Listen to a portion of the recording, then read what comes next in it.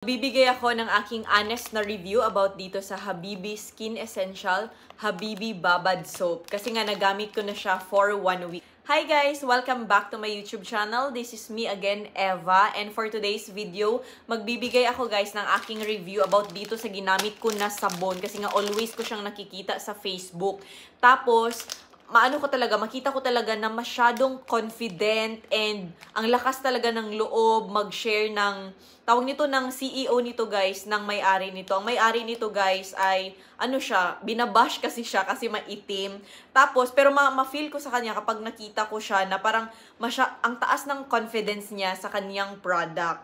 So, hindi naman din natin siya pwedeng i-judge na porket hindi siya pumuti sa product niya, ay hindi na maganda ang kanyang product. Kaya na-curious talaga ako. Matagal na sana akong gustong bumili nito, guys. Pero sabi ko baka same lang kasi yan, kasi mga paribrand-rebrand lang. Kaya minsan nawawalan ako ng gana na bumili ng mga ganitong sabon. So, ito siya is, hindi ito sponsor ha, kasi hindi naman ako sikat para mag-promote dito. Parang ito yata yung unang product ni Miss Habibi. So, nakikita nyo naman siya palagi, di ba, tawag niyan sa Facebook, sa mga reels.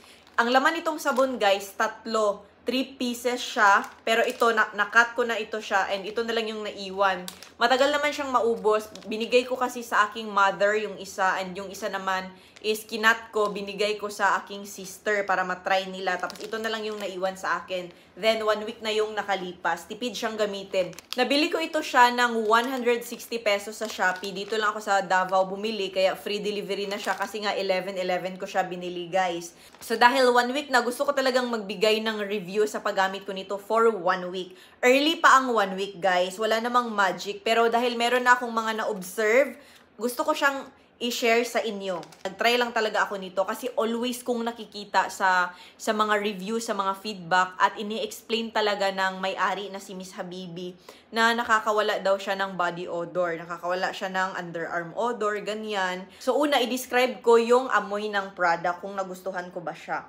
Ang amoy niya guys is same lang sa mga product na ganito, yung mga parang Brilliant yata yung una kong nabili, tapos merong Kagayako, tapos meron naman yung Gluta-Babe, ayan, nakatry na ako niyan. Mga ganito lang sila, same ng amoy, parang amoy gatas, mga ganyan, tapos same ng shape, same talaga sila ng physical appearance nitong sabon. So, same lang talaga ang mga active ingredient ng mga ganitong sabon ngayon, guys, na nagtitrending. So, kaya malito ka na lang kung ano yung itatry mo, kasi nga iba-iba lang yung pangalan ng mga business, pero halos pare-pareho na lang talaga, kasi nga pare-pareho lang naman yung ingredients. So, magtalo na lang siguro sila sa ganda ng pagkagawa, sa concentration ng product. Pangalawa, sa whitening naman na sinasabi nila na nakakaputi is, hindi ko pa siya masyadong masabi na nakakaputi talaga siya. Pero sa 1 week ko na paggamit guys, ang masabi ko is, lilinis talaga yung balat mo. Hindi siya masyadong ngayon sa camera, hindi siya masyadong klaro sa camera. Pero nag-e-experiment kasi ako guys, nitong Habibi, dito lang ang nilalagyan ko, tapos sa left lang na leg, tapos sa left lang na singit, ganyan. Ayan siya, hindi mo siya masyadong mapansin, parang walang kaibahan, or medyo mas dark to, tapos ito medyo mas malinis. Pero kasi, basta sa camera hindi siya masyadong klaro, pero pag pinatingin ko siya sa mama ko, sa husband ko, sa sister ko, ito talaga yung nakikita nila sa personal na mas maputi siya and mas malinis. Pero dahil nga 1 week pa lang tayo, so wala namang magic guys, hindi ka makakakita ng ganun ka instant na result na pumuti kaagad yung isa. Pangatlo, ang pinaka-best talaga na napansin ko ay nakaka-control talaga siya, or nakaka-stop siya ng amoy ng kili-kili, amoy putok.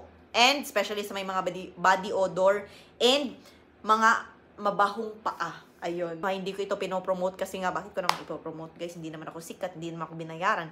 Hindi nga ako fan ni Miss Habibi. Talagang na-curious lang talaga ako kasi nga, alam mo naman siya magsalita, no? Super ang taas talaga ng confidence niya sa product niya. Kaya, tinry ko, di ba? Tinry ko kasi 160 pesos lang naman. So, ngayon, hindi talaga ako nagsisi. At ito na lang naiwan. And meron ako nakita na malapit na store dito sa amin. So, at least, hindi na ako mag-order sa online. Doon na lang ako sa store bibili. Ang unang paggamit ko, guys, mga 1 to 3 days, sa left ko lang siya nilalagyan. Tapos sa right, hindi ko siya nilalagyan. Then, hindi ako nagdi-deodorant. So, ang nangyari is, wala talagang amoy dito sa left. Tapos dito sa right is, meron siyang amoy. So sabi ko, effective lagi siya. Hanggang na umalis ako sa bahay kasi nga meron akong pinuntahan. So nagtry ako, hindi ako nag-deodorant kasi nga babalik lang naman ako kaagad. So binabad ko siya ng pinabula ko talaga siya, tapos binabad ko siya ng mga 3 minutes bago banlawan ng maayos. So yun yung isabon mo talaga sa kilikili. Pwede, yes, totoo pala talagang sinabi nila, lalo na sinabi ni Miss Habibi na pwede ka nang hindi maglagay ng deodorant. Pero of course, dahil honest itong review ko, gusto kong maging klaro. Kunyari, naligo ka morning. So, whole day niyan, sa base lang sa napansin ko whole day niyan is wala kang amoy. Pero, hindi ko pa siya na-try na marami akong pinuntahan sa downtown na talagang mga 5 hours, 8 hours akong nasa downtown tapos ang init-init, tapos hindi ako nag-deodorant tapos ginamit ko siya. Hindi ko pa siya na-try. So, ang na-try ko lang is galing ako dito sa bahay, nagsakay ako ng tricycle, nagsakay ako ng jeep, pumunta ako doon kina mama, tapos whole day wala akong nilagay hanggang gabi. So, wala pong amoy putok. Pero, pagkabukas, kung halimbawa hindi ka kasi 'di ba kapag sa bahay lang tayo, hindi ka na nagpunas sa gabi, kunyari, hindi mo siya pinunasan sa gabi, tapos yung kilikili mo, kasi nga, hindi mo naman nilagyan ng deodorant, kasi ako, pag naglalagay ako ng deodorant, guys, magpunas talaga ako sa gabi, kasi ayoko siyang matambay ng matagal. So, dahil nagsabon lang naman ako, naligo, wala akong nilagay, so, tapos, pa-aircon lang naman, at wala naman akong mga mapawis na ginagawa.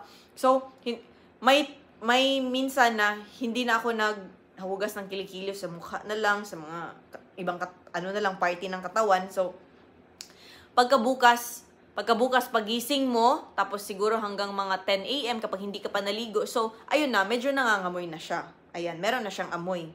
Honest yung review ko. Pero, sulit na talaga siya kasi dapat naman talaga na kapag sa gabi, magpunas ka, tapos magsabon ka nito para pagkabukas, wala ka ng amoy. Tapos maligo ka na naman, magsabon ka naman nito. So, for me 1 week na akong hindi naglalagay ng deodorants. Magbigay lang ako ng next update siguro mga after 1 month or 2 months or 3 months siguro kung puputi ba yung kilikili ko dito. Kasi sa akin kasi kapag hindi na ako maglalagay ng baking soda, hindi ako magtatawas, wala akong nilalagay ng mga deodorant, maglalighten kasi yung kilikili ko. Hindi naman talaga siya super na puti talaga, pero maglalighten siya kasi nga makaka-rest siya sa mga compounds, sa mga chemicals, or ano ba dyan. So makaka-rest siya, kaya maglighten yung kilikili at dyan ako na-excite. Dahil sa sabon na to, no need na akong maglagay ng deodorant at makaka-rest yung aking kilikili. So I hope na puputi yung kilikili ko dito. And excited ako dyan. Thank you so much for watching and see you on my next vlog. Bye!